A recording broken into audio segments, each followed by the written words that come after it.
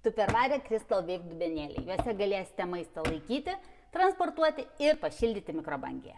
Jie atlaiko iki 120 laipsnių temperatūrą nuo nulio, taigi jūs galite sudėti pagamintą savo karštą maistą, tik tai negalite uždengti dangteliu. Jeigu uždengti dangtelį, jisai sandarus, tai gali deformuotis. Bet paprastai mes ir nesinešam karšto maisto uždaryto, mes nešamės jau galbūt kitą dieną, atvėso maistas, jūs uždarėt, galite dėti į šaldytuvą ir kitą dieną su dubenėliu pasiimti į darbą.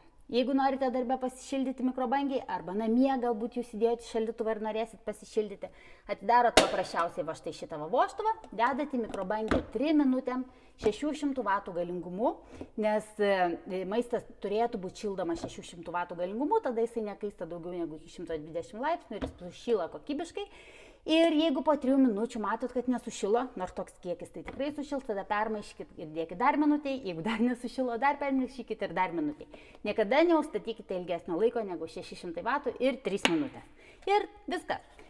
Suvalgėt ir galit paskui išsiplauti vietą arba užsidarę parsinešti nešvarų namo.